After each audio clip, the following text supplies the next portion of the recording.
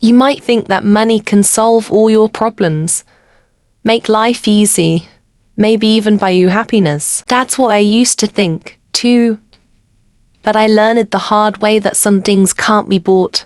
When I chose my rich boyfriend over my poor one, I thought I was choosing an exciting, glamorous life. Instead, I walked into a nightmare that still haunts me to this day. Let's go back to where it all started. I was 21, in my final year of college, living what I thought was an ordinary life. That in my ordinary life, I had two boyfriends. Yes, two. One was my best friend from high school, Jason. He was kind-hearted, humble, and always made me laugh. Jason didn't have much money. He worked odd jobs just to pay for his classes. That every moment with him felt genuine and real. The other was Evan. He was charming, confident, and rich. His family came from wealth, and he was used to the finer things in life: designer clothes, expensive vacations, fancy dinners. It was a whole new world for me, and he loved showing it off. At first, juggling them seemed easy. I was just a girl who was scared of making a choice. That one day, everything blew up in my face. Somehow, Jason found out about Evan, and Evan found out about Jason. They both confronted me, giving me an ultimatum. Choose one, or lose both. Jason was heartbroken, and the look in his eyes tore me apart. He begged me to stay with him, promising we'd make it through anything together. Meanwhile, Evan scoffed. He said, "Come on, you're not going to throw away your future over a guy who can't afford a decent dinner, right? I can give you everything." In that moment, I felt the wave of guilt and pressure.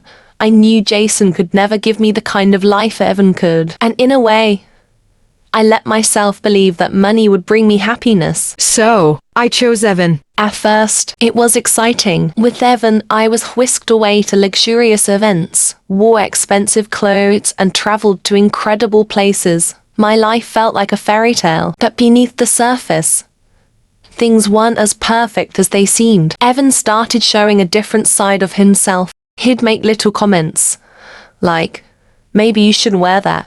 It's a bit cheap," or, "Do you have to talk about your old friends? They're a little embarrassing." Each time, I brushed it off, telling myself he was just trying to help me fit into his world. But deep down, I knew he was trying to change me. As the months went by, his criticisms became sharper. He'd comment on the way I talked, the way I laughed, and even how I spent my free time. When I defended myself, he'd remind me of everything he'd done for me. "You could be nothing without me," he would always say. Remember that. One day, I had enough. I missed the days when I could just be myself, laugh freely, and feel loved for who I was. I missed Jason. So, I tried to reach out to him. I wanted to apologize, to explain, to maybe fix things. But he didn't respond. I drove to his apartment, hoping he'd be there. But his landlord told me he had moved away months ago. There was no way to reach him. Stood there, feeling my heart shatter. I had thrown away the only person who genuinely cared about me for someone who wanted to control me. I felt trapped, alone, and filled with regret. One night, things took a terrifying turn. Evan came over late, clearly drunk. His eyes were dark, and his voice was colder than ever. He started talking about how he owned me, how everything I had was because of him. When I tried to walk away, he grabbed my arm, digging his nails into my skin. "You're nothing without me," he hissed. "You can't just leave. Who else would even want you?" I was paralyzed with fear. I tried to pull away, but he held on tighter. In that moment, I realized that I had made a horrible mistake. This wasn't love. It was control, manipulation, and maybe something even darker. The next morning, I knew I had to get out. While Evan was at work, I packed a small bag, took what little cash I had saved, and left.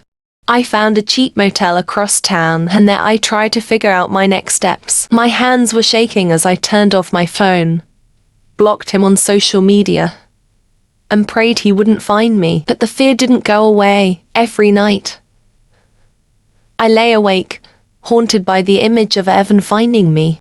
My mind raced with regret, wondering what my life would have been like if I'd just chosen Jason. Maybe I'd still be with him, laughing, happy, free.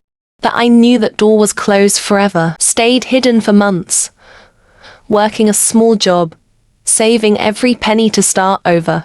I changed my number, moved to a new town, and tried to rebuild a life from scratch. It wasn't easy. My mind was a mess, filled with the trauma of what I'd been through, and the constant regret of choosing wealth over love. But over time, I found peace in the simple things again.